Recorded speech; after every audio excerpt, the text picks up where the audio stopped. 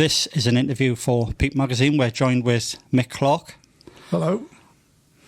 Former band member of Naked Lunch and electronic music composer. Mick, thanks for coming down. No problem. Thank you for inviting me.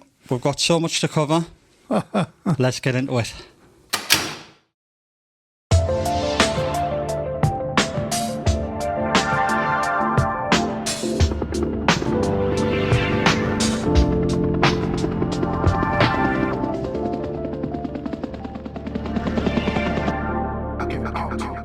Mick, thanks for coming. We're going to start your musical journey at Spectro Arts Workshop. Well, actually, it started well before that, actually, if you want to know the truth. Yeah, Mick, go for it. Yeah, well, basically, as you probably know, I've been banging to what has, well, since the mid-70s become known as krautrock, stroke Berlin School, right? The music that came out of Germany. Yeah. And I was mainly for the electronic aspect of it, bands like Cluster, etc., and Tangerine Dream especially, and Klaus Schulze. And I was starting to listening to that in the very early 70s, and I decided, I thought, well, I'm going to have a go at that. So I bought a bit of, actually I made my first synthesizer. Wow. From a Practical Electronics magazine. Well, I wasn't very good because it didn't work, so I got a friend of mine to fix it up for me because he was a bit of an electronic whiz kid. I was busy doing my degree at what was now Northumbria, but it was the Polytechnic. Oh, the Polytechnic, yeah. Yeah, and with a grant, 1 year, for one term of 1 year, I blew it all on this organ. Right. And I started just messing about, doing sort of avant-garde sort of stuff in a flat that I lived in Sunderland at the time, and it started from there, really. Built it up, bought bits more kit. I managed to palm off the synthesizer to White Sounds here in Newcastle, which was a music shop at the time, in part exchange for some Roland gear, a sequencer and this, that and the other. And that's when I started doing things in earnest, you know. And I found out about this Spectro Arts Workshop thing, right? And basically what it was Mike Tilley, who owns Newcastle Arts Centre, Black Swan Court and all the rest of that. It's actually run by his son now. It was run by him and his wife. His wife's died. I'm not even sure if Mike Tilley's still alive. I think he is. Was that the little guy with? Yes. He had like a little beard with a hat on. Yes. Yeah. I remember him. Yes. I somehow, I can't remember. I got wind that there was a Newcastle Arts Centre that he'd founded in Whitley Bay, where he lived. And he was going to be moving it across to Newcastle into this warehouse space at Black Swan's Court, which was opposite where Poplo is, round the back. Yeah. It's where a car park is now. And he told me, yeah, I'm going to be doing that. Anyway, well, when that thing started to come to fruition around about 1976, I went along. I attended this brainstorming meeting thing like that, and I met a few people. I met a lad who became a really good friend. And we were deciding to sort of found an electronic music studio sort of thing, and it took off from there. And consequently, I was never out of the place. I was never out of the place. I took all my gear along there, started writing and things like that. That's where I wrote my album Games, which came out on a German record label in about 1978. And that was what Spectro Arts Workshop was, just a big facility with art studios in, photographic studios. It's had a performance studio, had the electronic music studio, as I mentioned before. It had a bar and things like that. It had offices. And latterly, once punk kicked off, it had in the basement rehearsal rooms which bands used. Now, I left London in 1979 and then I lost touch with it all. I remember coming back one year, must have been sometime in the mid-80s. I came through to Newcastle. I thought, I'll go along and see how everybody's doing at Spectro Workshop. Well, I walked through Bell's Court. There was empty space there. There was no warehouse. It had been demolished. I just went, oh, what's going on here? And that was it. Right. You know? But yeah. there you go. So, and then, how can I put it? You kind of answered an advert in Melody Maker by Tony Mayo. Well, no, what happened was I moved to London. Oh, you moved to London before you applied? Yeah. Got I you. moved to London, but I answered an ad from this other lad, right? And I rang him up. We had a bit chit-chat. And I thought, right, I'm going to move to London. So I moved to London, right? Me and my wife at the time moved to London and moved into his place in Clapham Common. Right. And we started making music together, but it never really worked out. And after about 9 months, I was getting frustrated. And then I saw an advert that Tony Mayo actually put in the Melody Maker or Sounds, I can't remember which music paper, and I answered it. And we met, and we hit it off, and we both had exactly the same ideas what we wanted to do. Mm. And that's how... there was a band that did exist called Sons of Perdition, which he had. So basically, Naked Lunch came out of Sons of Perdition, which was him, this guitarist called Gary... a drummer called Tim, as far as I can remember. Anyway, to cut long story short, he changed the name to Naked Lunch. We were trying to think of names. Was that a homage from the book William Burroughs? Yeah, for him, because he thought of the name and he picked the name, and I went, yeah, well, let's go for that. Yeah. You know? Yeah. And that was it. So the band started. And... we went through auditioning different people for wanted a bass player, actually. Auditioned a couple of bass players, but in the end we decided we didn't really need a bass player. It was going to be more electronic bass, you know, and I was playing the bass with me Moog synthesizer, you know. Right. Is it because it was just you and Tony, and then you kind of foreseen that you would have to play live, so you advertised for more band members? Mm-hmm. So what's that, like Tim York, Paul Nicholas, Cliff Chapman? That's right, yeah. Just got us up. Yeah, well, before Paul joined the band, there was a lad called Gary from the original Sons of Perdition band, right, you know. But I think he had a horrendous accident, I can't remember, and he had to bow out. So we got Paul in, you know. Paul, to my mind, Paul makes Naked Lunch. The way his guitar playing was just great, you know. Yeah. You know, Paul was a northern lad like me, but he was from Blackburn.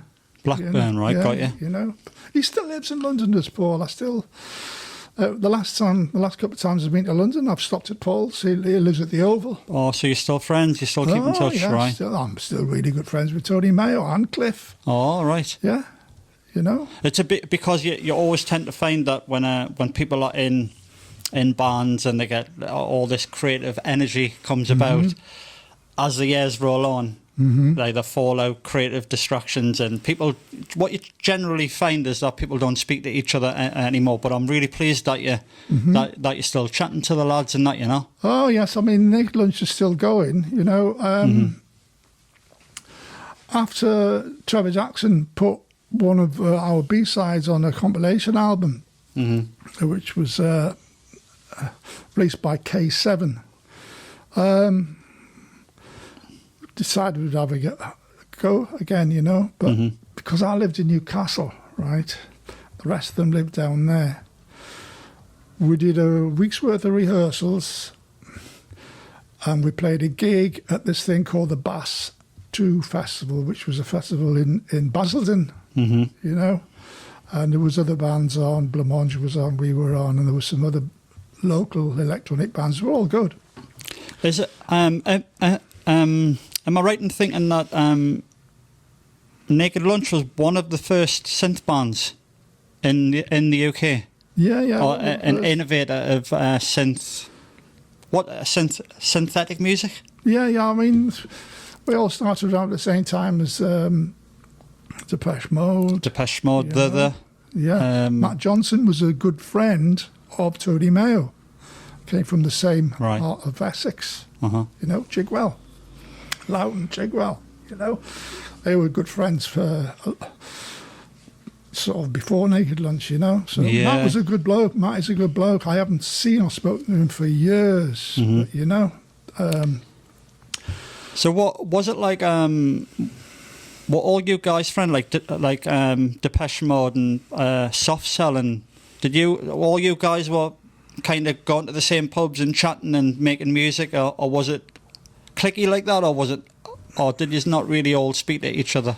Well, no, not really. We would speak to each other at gigs if we were supporting At each gigs, other at yeah. gigs, right? You know, Steve-O was the gelling factor at that particular time, because he was running this disco at the when was it what's the name of that pub on the King's Road? It's gone. It'll come back to you. Yeah, and we went along. We were hearing what he was playing. He was playing loads of Cabaret Voltaire. He was playing all sorts of great stuff, Robin Gristle and stuff like that. We befriended him basically, and because Tony had the van, we ended up driving him around as well. You know, and Steve had the idea of wanted to put a compilation album together, the Some Bizarre album. The you Bizarre know? album, yeah. I mean, we helped him pick which bands to go on that. Well, Tony Mayo did, not so much me. What bands to go on that particular compilation album? It was a bizarre and innovative way to start a record label. Bosh! Straight in. Straight in with a compilation album of all these. It's like all up and coming talent, isn't it? Yeah, you know. It's I'm like a huge fan of Soft Cell. Mark Ullman. I mean, I've been a fan of his for a few years. You know. Incidentally,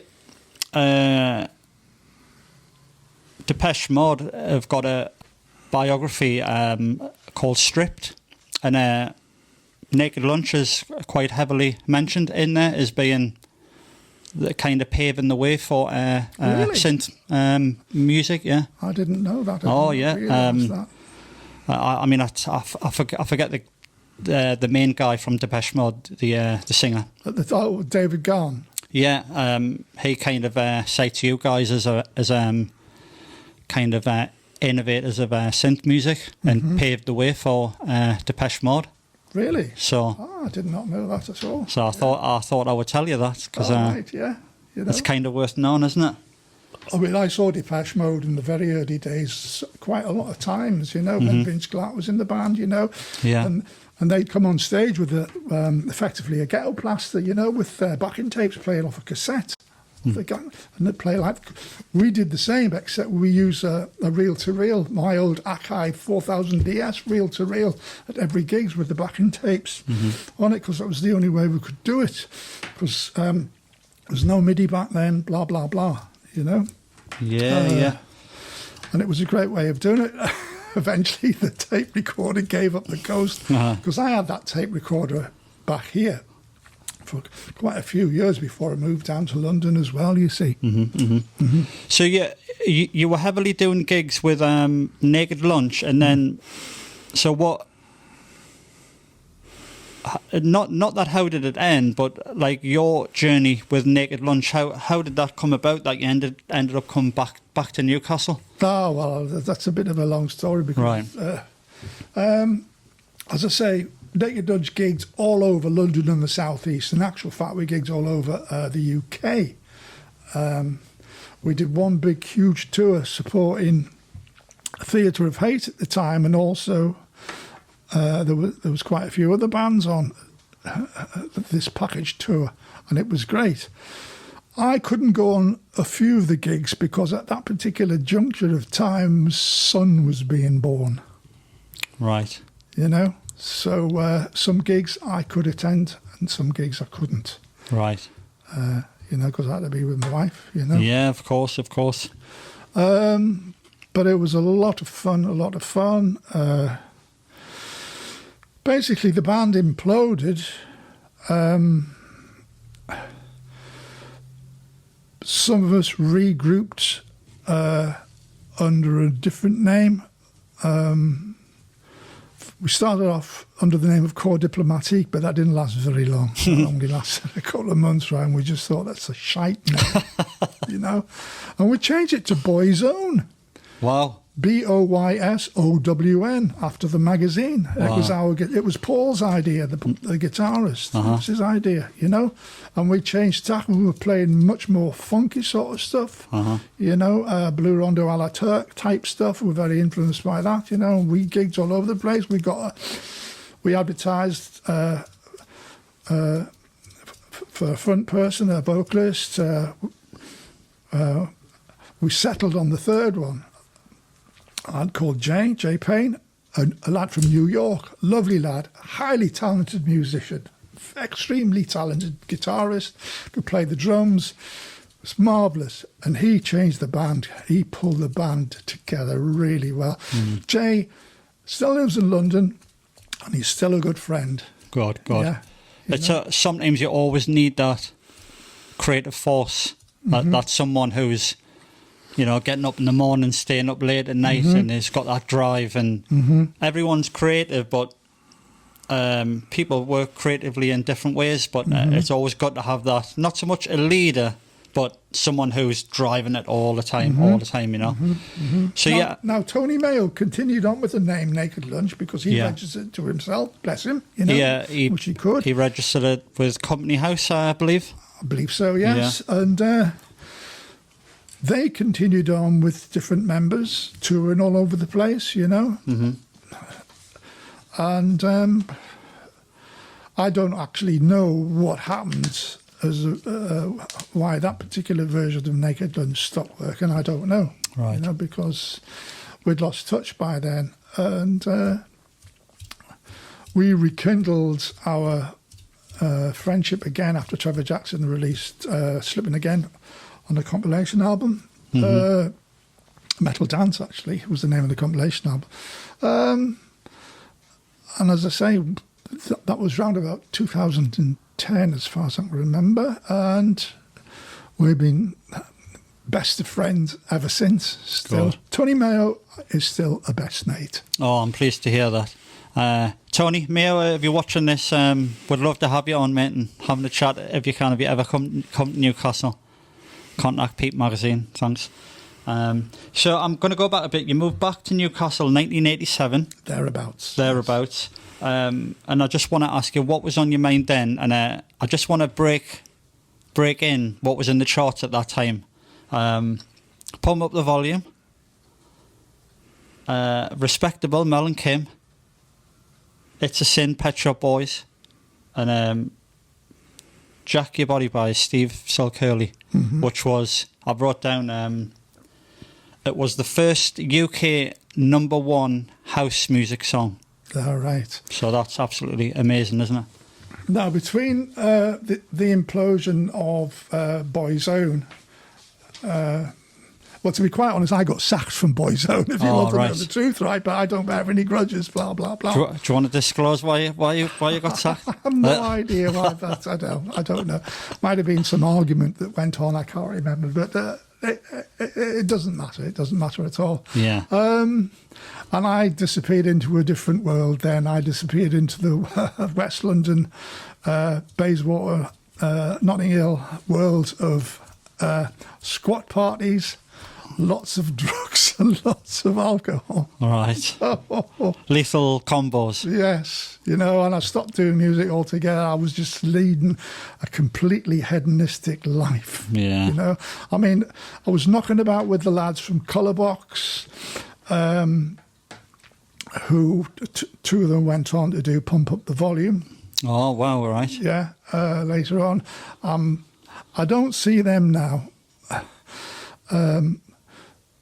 Two of the original members are not alive anymore. Martin, I think he lives in Brighton now, but I've lost touch with Martin for years. But their manager, Ray, I'm still really good friends with Ray.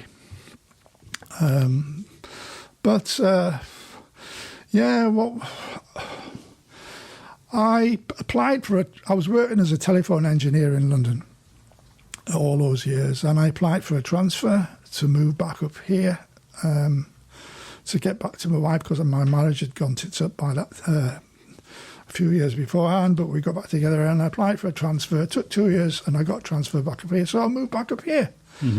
Yeah. Yeah. So you moved back up here, and then you got involved with hardware records. Well, the story of that was, right, I decided, I thought, right, I'd amassed a lot of money because I was, I went back down on loan as a BT engineer, and we were being paid a fortune, right, and I managed to save up a hell of a lot of money. Right. And after I'd saved a lot of money, I applied to my boss to say, I'd like to come back now. So effectively, I got my transfer up to here. A few weeks later, this opportunity came and I went back down there on loan on a fortune. Right. You know, because they were paying engineers to sort out a complete mess of the system in the City of London at the time. Right, got you. And engineers were brought in from all over the country, and we were getting paid £40 a day subsistence allowance. And what year was this, Mick? Oh, 86 or something like that. Oof. Anyway, I went down there for quite a few months, and then I came back, and then I bought some. Decided I wanted to start getting back into music again, and I bought some kit, computer, sampler, blah blah blah. Started messing around, started dabbling in the techno which was coming through, which was, to me, it was the logical extension to what I was doing, what we were doing with Naked Lunch at the time, you know. And I was just sitting around thinking, I've got this stuff recorded, what am I going to do with it? And then another lad I knew in Sunderland hooked me up with Sean Allen, who ran this record label, had just started this record label. And that's how my stuff got released. Sean Allen Hardware Records. Yes. Well, so yourself, Sean Allen, are you kind of saying you provided most of the kit because you had the kit and you were bringing the kit in to produce these songs? Not songs, the beats, the tunes. Yeah. Well, no, I just did it at home. You see, you did it at home. Yeah. Because I read that Hardware. Were there. Yeah, I read that Hardware Records was maybe one of the first techno music labels in this part of the world, in the UK. Yeah. Well, in this part of the world, right? Not the UK, but in this part of the world. Yes. Right.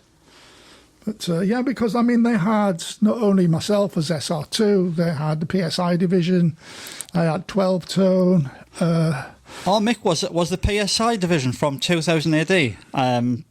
PSI Judge Anderson. Yeah, I think so. Yeah. It hasn't got to be, but I kind of read that and I thought, PSI, where have I heard that before? And it's PSI, Judge Dredd magazine, and Judge Anderson. She had the main power to go into your mind and control your mind and whatnot, and she was the PSI division. Well, this was a band that I found out about through Sean. He says, I've got this other band, and they're actually a gigging band, a techno band as well, you know. But they were very sort of hip-hop based as well. Right. PSI division basically formed when there was a band called MIC who had a big underground hit with a track called Ubi 1 on one side, Ubi 2, Out of Body Experience, right? It was a big underground hit, right? And it was two lads, a lad called Dave Phillips and a lad called Steve Ramshaw. And they released on this label called Slippy Gimbo, which I believe was associated with the Riverside when the Riverside was on Melbourne Street. Yeah, you know? Rob Meat was involved in it. Used to go down there.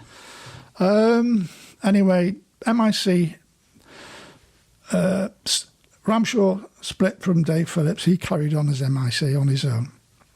And Ramshaw hooked up with a couple of other people and formed the PSI division. Right. So was this kind of a bridge to getting involved with Rezerection? Yep. Rezerection. So for the people who don't know, what was Rezerection? It was a club night in Newcastle. It wasn't a club night. It was. It wasn't a regular club night, as in like a monthly thing. You know what I mean? It was started by two lads from Kitchenware Records, and a lad called John Fairs. John Fairs went on to manage the Prodigy. Oh yes. And they wanted to do a night at the Mayfair called Rezerection, right? And they got the first Rezerection was in 1991. It was basically a showcase for Hardware Records, because all the Hardware Records acts were on that. Plus, I can't remember who the headliner was. It was either For Hero or I can't remember offhand, right? But it's easy enough to find out. Yeah. You know, and they had DJs on, DJ Howie, Huey, and it was great. It was rammed. And they did Rezerections at the Mayfair every few months. Got big names on, like Carl Cox, you know. It was fantastic. The Mayfair.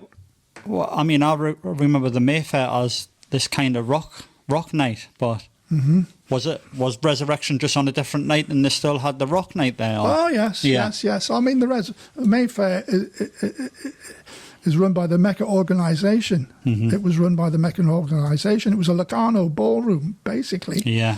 You know, they had one in every major city. I think it was in we were talking before we came down. Get Carter was, because he walked through there, I think. No, he was it not there? It wasn't there. That was the Oxford Ballroom. Oh right. Which was Tiffany's. Oh, that's just over here. Yeah, that's right. Yeah. All right, that's cool. And then I've got, and then from Is Rezerection still going? Yes. It is still going? Yes, because Rezerection got bigger and bigger and bigger. I thought, I was going to ask. And I think it must have, maybe after about half a dozen episodes of it at the Mayfair, it moved to a much bigger place in Scotland. Right. Huge, much bigger place. And Guy Nealon, who used to work at a record shop on Highbridge called Trax Records. Yeah, I remember that. Yeah. And then he opened his other shop called Bass Generator down Dean Street. Remember that as well, yeah. And he DJ'd as Bass Generator, and he was a regular resident at Rezerection in Scotland, at the big Highland Centre, I think. I can't remember where. But it'd been going for years and years and years. Right. Supposed to be having one at Lees's Park. Yeah, I think I seen that advertised for was it for 2021? Yeah. Remains to be seen. Will you be there, Mick, for it? I'll go along, yeah. Yeah. Just out of curiosity, basically. Just having a look. And then I've got down Ignition Records.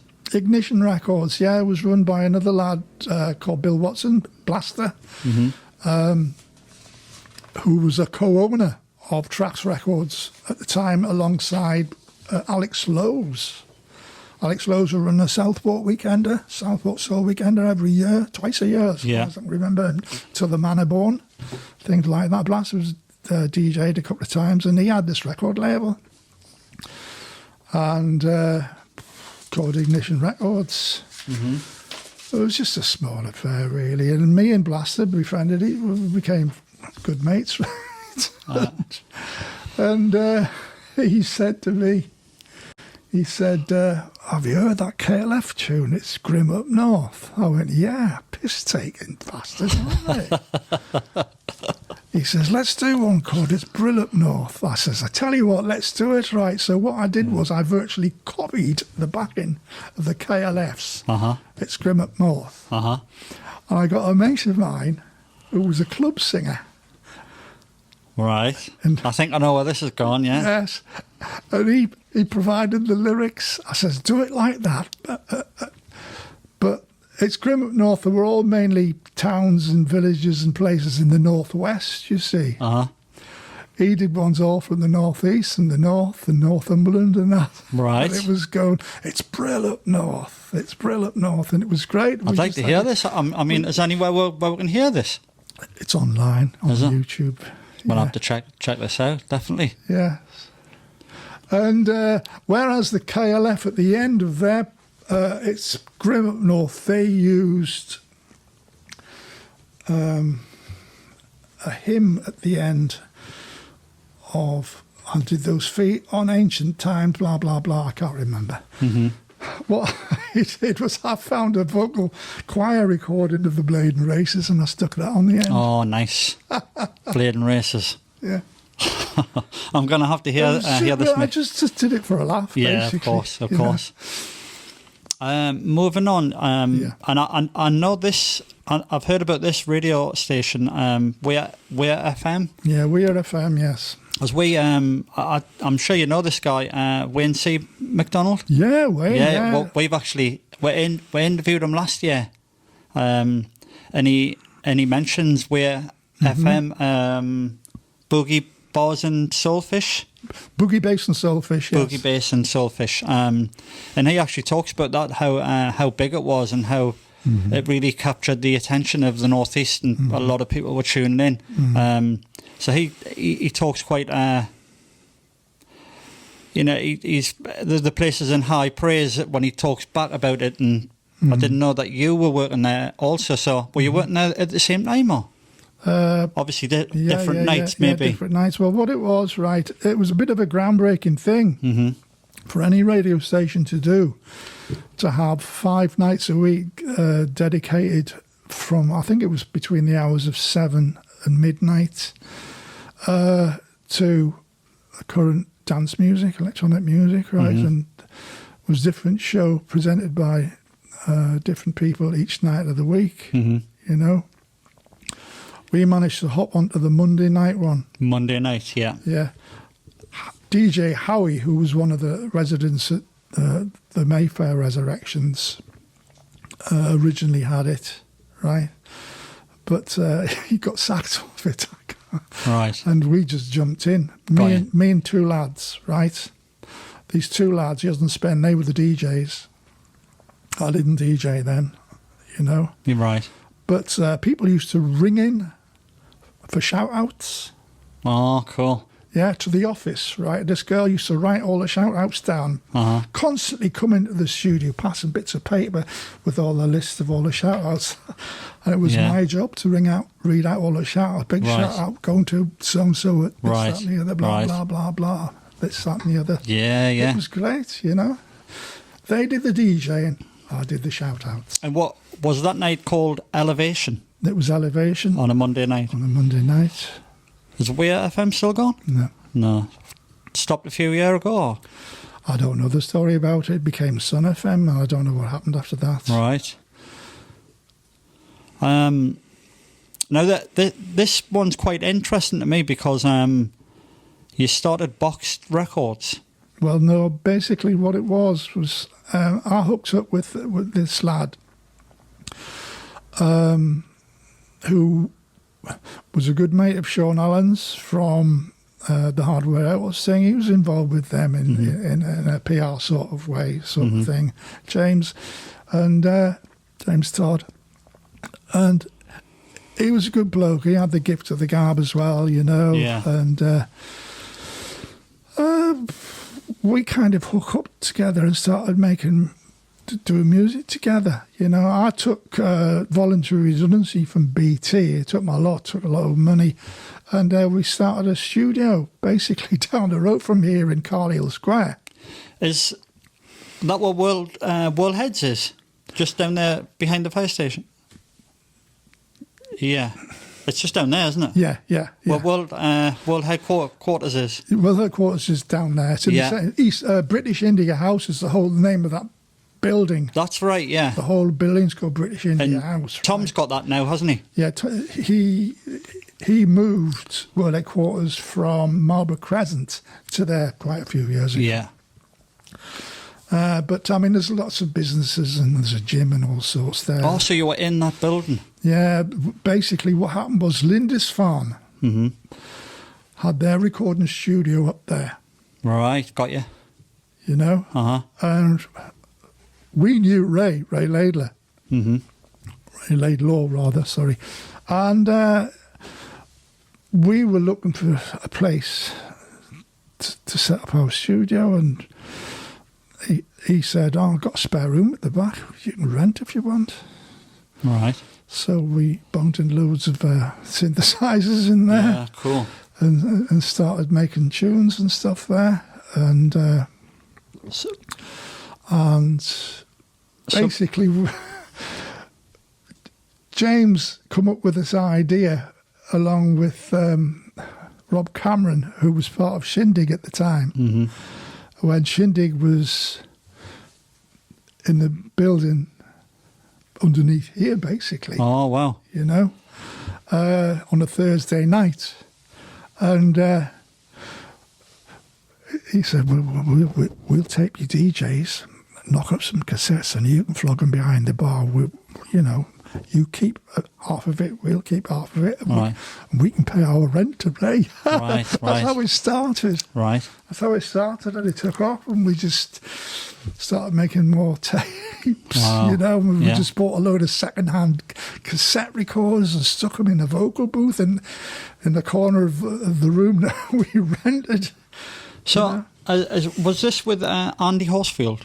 Andy Horsfield come along later. Right. Because basically, he'd been coming into the studio pestering us to do tunes and things like that. We found out he had a car.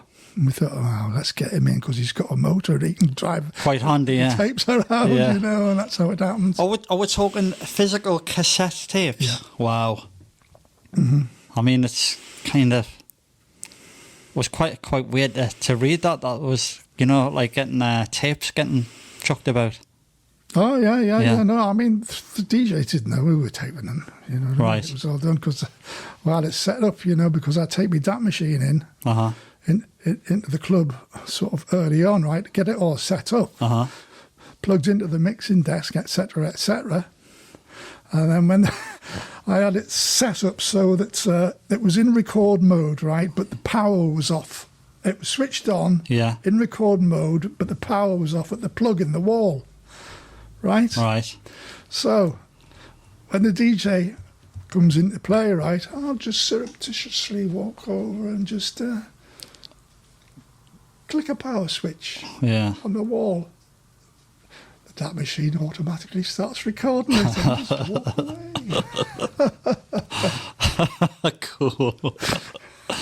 That's nice. It's a nice little story, that. Yes. So, and we did it when Shindig moved to the Riverside. We did it loads there. We did it for Bloated when Nick Denton was doing the techno night. Down at the Riverside. And expanded. Started doing it for other clubs like the Hacienda. Hacienda, Manchester. Wow, so you're doing it up and down the country? Yeah, and then we started doing it for Back to Basics in Leeds. Leeds, yeah. We're doing it for the club Up Your Ronson. With other clubs whose names I can't remember now. We ended up doing hundreds of tapes, hundreds and hundreds and hundreds of tapes, you know, and it just took off. So, I've done a bit of research, and was Global Underground partially acquired by Ministry of Sound? Oh, I think so. I don't know. Yeah. You see, because we weren't involved, I wasn't involved with them anymore, and I don't think James was involved anymore. There was some big kick-off went on between him and Horsfield. Right. I don't know what it was, you know. Right, got you.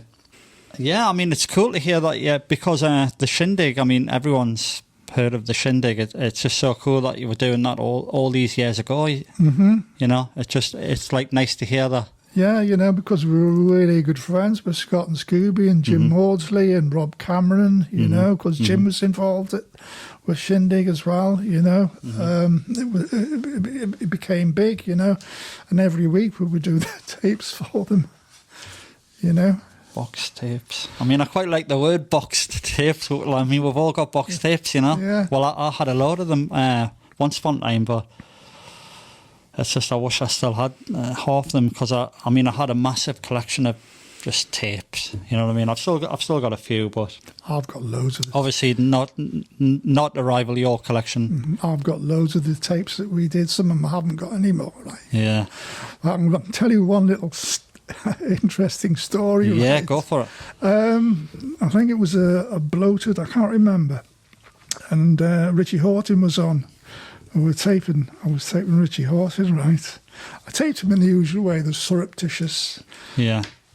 starting at the DAT machine, right? Yeah. He'd finished, everyone was packing up and going away, and I was like nipped in, unplugging the DAT machine, packing it away. Richie Horton calls me, "You been taping me?"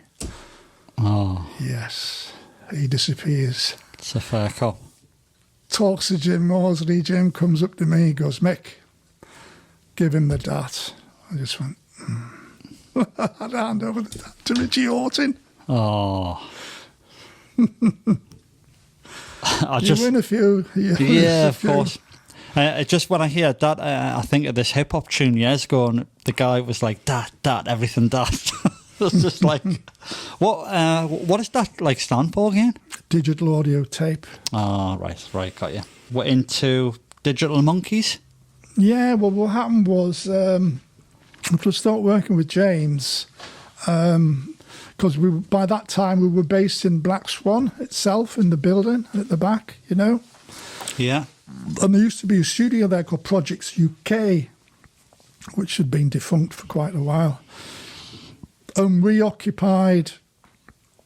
rented a room off Mike Tilley, and then there was another room opposite, which was part of the former recording studio.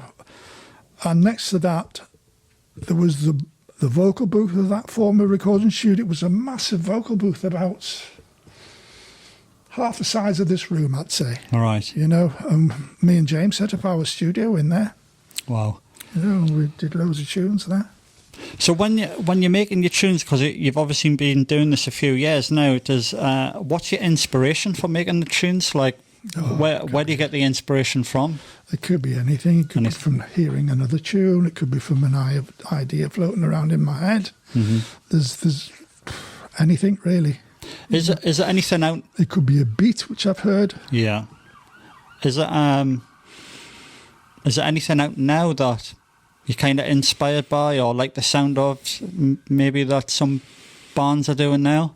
In terms of sort of techno and that, you know? Yeah. Well, to be quite honest, it's more new beaty this. Oh dear. There was a series of gigs which were on at the Star and Shadow Municipal, which have since ceased because of all of this, Mm-hmm. you know, and they put some really good stuff on there. I think what I'm really quite inspired by, believe it or not, is the two lads that I co-run Weapons of Desire with, who record under the name of Auto Sound City. Mm-hmm. Now, they're a hard act to follow. Right. Very hard act to follow, because they release on the label and I release on the label, and, you know, we work together and all the rest of that. So whatever they put on the label, I've got to think, of course, that's really pushing it, these lads. Uh-huh. So I'd say the Auto Sound City. Right, cool. I've just got to give a little bit of a shout out as well to a good friend of mine. He organised or put on the night's Backlash. I don't know if you know him, Giovanni Spatuzzi. Oh, Giovanni. Yeah. Gee, I know Giovanni. Oh, do you know him? Really? I mean, Well, I just thought, lad, yes. I thought I'd ask, you know. Yeah. But I was going to mention him in my last interview, and me and him are quite good friends, and he put a night on just behind you, Baker Groove. That's a soul, funk, psych and disco. And we interviewed them down at RPM music store. Oh, yeah. and he put on that Backlash night, and it was supposed to be quite good for the Northeast, you know, quite a kind of a pioneer night for like techno and trancey stuff. But because he's really banging into his techno as well. He is, yeah. Even though he's super knowledgeable on soul and hard soul, and you know, a lovely lad, just a great bloke. He used to him and Mark Sayers used to come in and do a radio show. Right. Yeah, they're still doing that on. No, it's shelved for the moment because of all of this COVID business. Right, got you. People coming into my place and to record the show. It's just not happening at the moment. All right, so they're doing that with you, are they? Well, I just facilitated it for them. Oh, right, I didn't know that. I didn't know that, right. Yeah, Fuzzy Warbles. Fuzzy Warbles, that's what I was trying to think of. Giovanni, if you're watching it, he'll be watching this, you see, so big shout out to G. You've created another label. I mean, there's a lot of labels like that you've been doing over these years, but you created a Flight Recorder. Well, Flight Recorder, I created Flight Recorder probably 7 or 8 years ago. Initially to release my stuff, but then it just got bigger and bigger. But it was a vinyl label, you know, and it was distributed by a distributor based in Berlin, you know. But the costs were getting too much, and the distributor wasn't working that well for me, so I left the distributor and I went with Juno, and then Juno as a P&D, and then that didn't work, so I just changed tack, started doing it digitally only, you know. Right. Started releasing a lot of digital stuff, you know. That's how I met the Auto Sound City lads, you know, because they approached me to release a few of their tunes on Flight Recorder. We did, and that's how our friendship became, and then we decided to start Weapons of Desire. Weapons of Desire, yeah. So, and then bringing this interview kind of up to date now. You've got Intergalactic FM. Well, Intergalactic FM, which is a Hague-based internet radio station. It's been going for quite a lot of years. Prior to that, it was called CBS.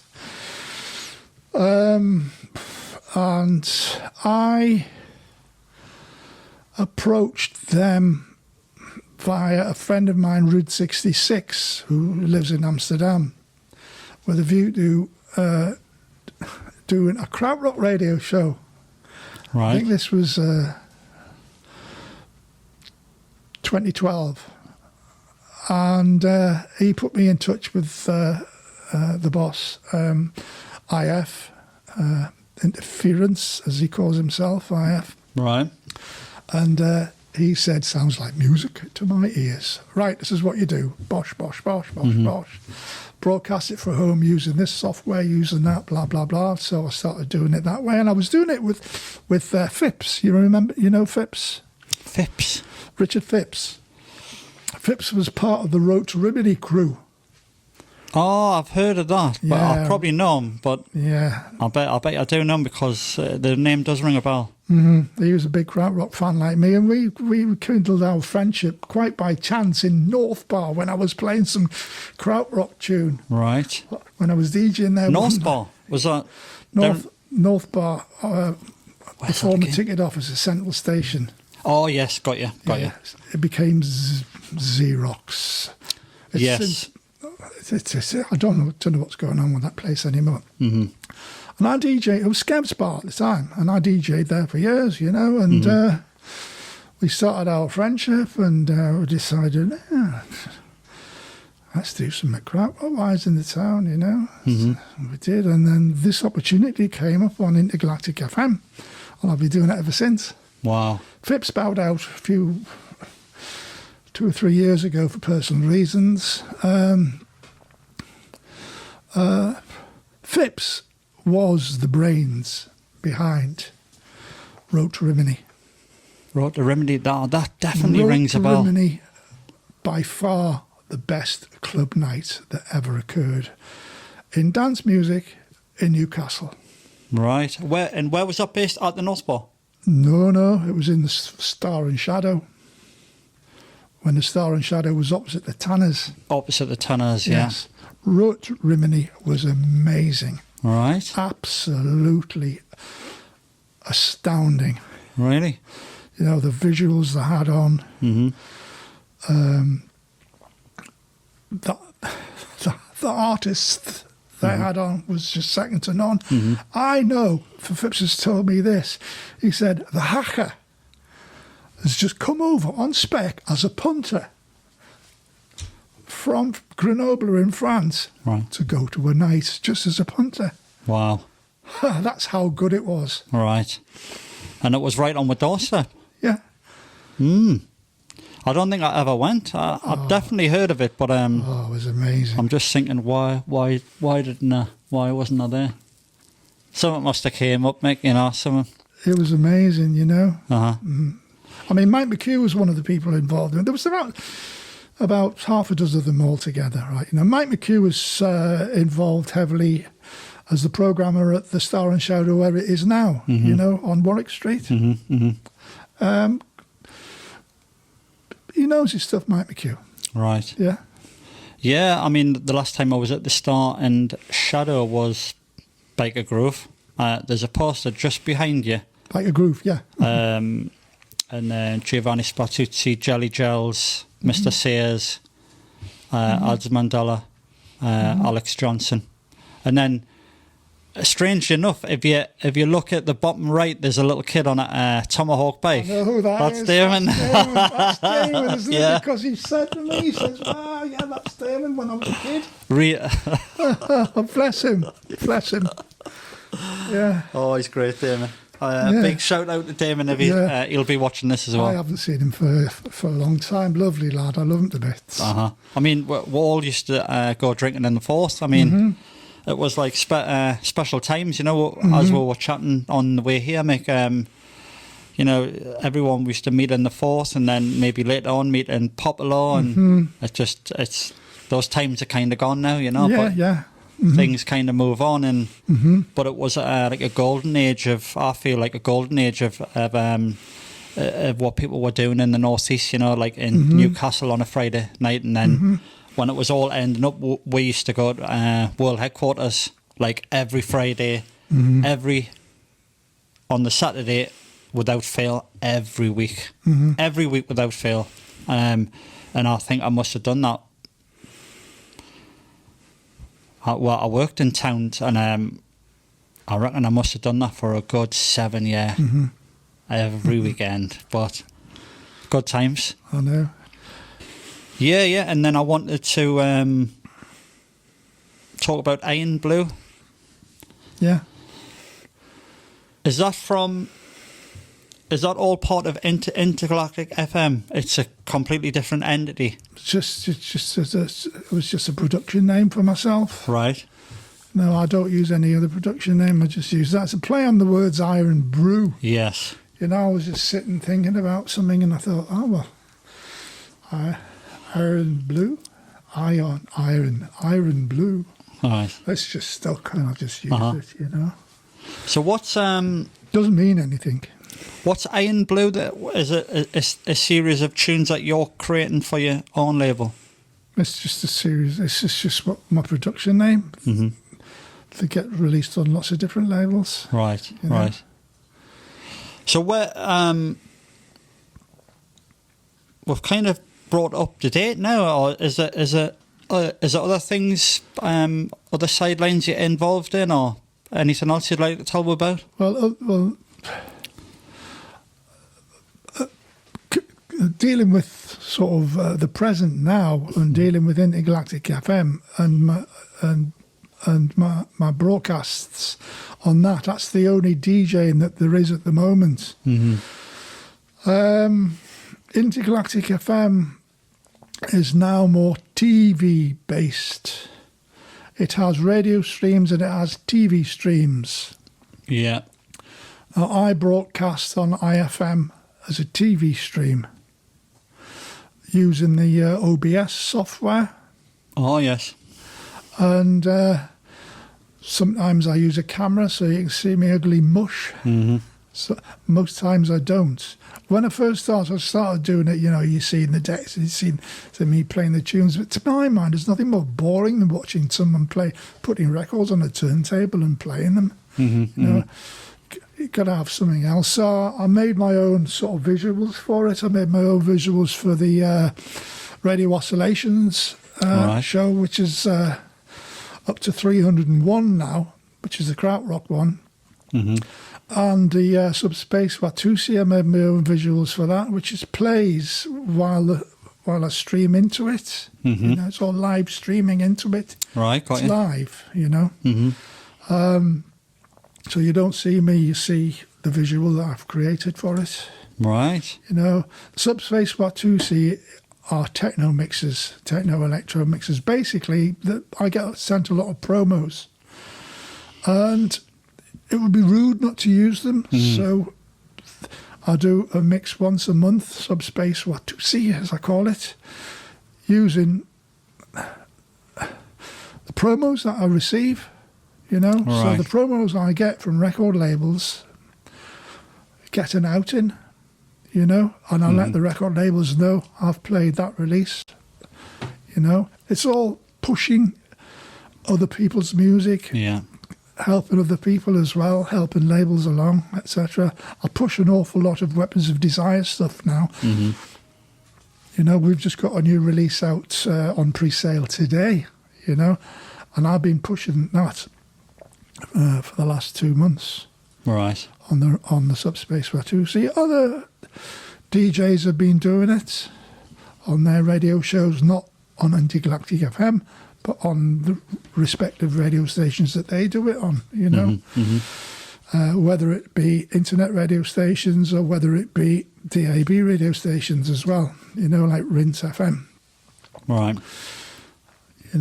I think I've I subscribed to Intergalactic FM last night. I think it's on, because I actually seen you on YouTube. Mm-hmm. But you were doing, I think you were doing like a lot of punk stuff. I mean, was I watching something else? But it was like some like 80s punk on there. Galactic FM plays such a massive, its database is enormous. Mm-hmm. Absolutely enormous. It covers everything, all sorts of obscure stuff that you want to leave, Mm-hmm. Mm-hmm. The different radio channels that have three radio channels that have CBS channel, which is techno and that, Mm-hmm. They have Disco Fetish. Good name. Yeah, and they have the TV channels as well, CBS TV. And we have Magic Waves TV, which is a TV channel. We run Magic Waves. All my broadcasts are through the Magic Waves TV channel on Intergalactic FM. Right, got you. We run that one. Uh-huh. Us, because I'm a regular broadcaster on Magic Waves every month. Uh-huh. So for the people watching, how can they maybe get in touch with you? Are you at Iron Blue on Instagram? I am. It's Iron Blue Music. At Iron Blue Music, all one word. Right, got you. We'll put that up on the screen. And you're on Facebook and... yes, Facebook, Iron Blue. And also Mick Clarke as Mick well. Clarke, yeah. Yes. And also our label, Weapons of Desire, has got an Instagram. Right. Weapons_of_desire. Okay, we'll bang that up as well. And also there's the social media, the Facebook page, Weapons of Desire Facebook page, etc., etc. Mm-hmm, mm-hmm. We have another label called Somewhere in the North, which is a digital imprint. We've had 6 releases to date on that one. Right. That's not on Instagram, but it's on Facebook. Right, cool. Just trying to think if there's anything else we can cover. Well, yeah. I mean, other than that, you've covered everything that I did in London, but I'd just like to say in Newcastle, there was a lot of things going on in Newcastle which I wasn't aware of until after the fact. You know, there was a very, very, very healthy post-punk scene here indeed. Extremely healthy set with event nights all over the place every night of the week. And of course there was the Tube. The Tube, I mean... The Tube. How can anyone not talk about the Tube? I know. The most important chaos TV show, which was basically ran on the format of Ready, Steady, Go in the 60s, exactly the same format. Ready, Set, was that with the comedian? Who No, was it a comedian hosting that? Who? A comedian? No, I'm thinking of someone else. Ready, Steady, Go was presented by Kathy McGowan. Right. It was a groundbreaking sort of, youth culture show. I mean, the I can't think of his name now, and I should know, but the director was actually from Newcastle. Was he? Yeah, he was. And I mean, because I watched quite a lot of the early Tube stuff, because it's all on YouTube now, you know, and Paulie Yates and Paulie Yates and Michael Hutchins. No, our co-presenter. Oh, Jules Holland. Yeah, Jules, a nice bloke. Yeah. I'd never met him. Right. My lass, she was at the Tube every week. Oh, right. Because she had a punter's pass to go be a dancer on the Tube for us. You know, she was when they were doing research for the Tube, they sent out scouts around Newcastle, the clubs, looking for people to come into the studio and be dancers and be on camera and things like that. Really? And Karen and her then boyfriend were spotted at the Mayfair, and they asked her, and I asked them, can you come on the radio show, on the TV show, which we are going to be doing, and can you just look and dance like that? All right. You know? You know, the Tube was just groundbreaking. Oh, I absolutely love the Tube. I mean, down at the old Tyne Days building, and there was a pub next to it called, was it the Egypt Cottage? Egypt Cottage. I think that's where Paulie Yates actually interviewed Michael Hutchinson. Michael Hutchins. Yeah. Michael Hutchins, sorry. Yeah, I think so, yeah. It was actually in the Egypt Cottage. Yeah. And I mean, it's quite sad when you look back on it, because the both of them aren't here now, you know. But the Geordie director, because Paulie Yates and Jules Holland were chatting, because it was kind of a retrospective of the Tube. They were chatting up in the editing bays and whatnot, and says, "Oh, can you remember when that happened? Can you remember when this happened?" And Paulie Yates says, "Oh, can you remember when the director had a fight with Jimmy Neal?" And I was like, "What?" Really? and he was like, "Oh, right, I didn't know that." And she was like, "Oh, yeah, they hated each other." And he says, "Well, what happened?" You know? And she was like, "Well, the director, I wish I could, I don't remember his name, but apparently someone went through like a glass window, I think." Some boy, Jimmy Nail's got to be sad. But the Tube, innovative show. I mean, what a, like you say, groundbreaking show, and I've actually took a lot of influence from the Tube, you know, and I've got some big plans coming in the next, not so much of this year, like, but with all the stuff going on. But I'll tell you how big the Tube was, right? I don't know if you know this, but I found this out. The Air France changed their flight schedules because of the Tube.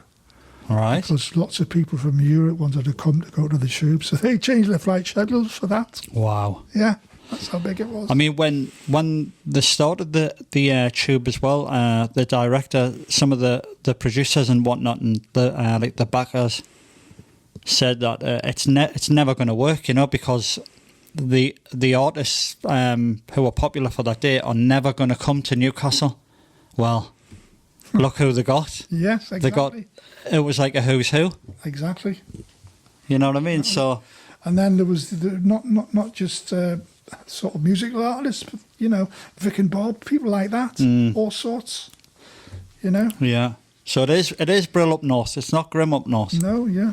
You know, it's Brill up north. it was all live because they had 3 stages. Mm-hmm. You know, when one band finished, the next one started. Mm-hmm. You know, Me, obviously not when the Tube was there, but me and my pal Richie, we went in there when it was all just before it was going to get demolished. Oh, I went in there once. Yes, did you? Into the studio. Yeah, we had a walk around, and yeah, me too. Such an eerie place. I actually took some shots, and we walked around, and just like such an eerie place when like nothing there. And then we went up on the roof, and obviously now it's not there. But such a shame. That, I mean, would have been so cool to leave that building, you know. Well, yeah, you know, I mean, there's some really early footage of the Animals when they were playing, doing some sort of promotional video down at Tyne TV, and they're miming along to one of their songs. I can't remember which one it was, and then they're going into one of the Tyne studios, and that audience is there, and then they're strapping on their instruments and stuff like that, and it was great, you know. Oh, yeah. This was about 1963, 64. On the Tube as well. Can you remember there was like small parts of a guy with a stripy top on with like a hammer, and he was like he'd be like hammering something. It would, like the Tube was on, and then the music, then it would just cut to this random guy. Oh, I don't remember. And he would be hammering something, and he hit his finger, and he was like, "I felt note," and that was his catchphrase. I felt note. I've only seen it because on YouTube, and someone knocks on his door, and I forgot his name, but he says, "I'm just his friend." He knocks on his door, and he's not answering the door, and he goes, "I'm just returning your videotapes." He says, "I'm just returning your videotapes." And then you hear like so he's fell down the stairs, the guy come to the door, it's like, and then he opens the door and he goes, "I felt note." Does that not ring a bell? No. Yeah, that was all on the Tube, but yeah, Mick, it's been absolute great, and it's been great to chat to you and chat about the history and, you know, what you've done for the Northeast. Really, you've done quite a lot of stuff. And well, I wouldn't say I've done it for the Northeast. I've just done it, you know. Yeah. No conscious decision. It wasn't a conscious effort, yeah. Yeah. But you've done it in the Northeast, and you're still here. And I'm really pleased that you've come down to the studio and kind of supported what we're trying to do, you know, and really appreciate you coming down. Here's my ugly mug. Oh, look, he's on. And then, is there anything you'd like to say? Oh, there's one thing I was wanting to ask you. Oh, I'm going to ask all my guests.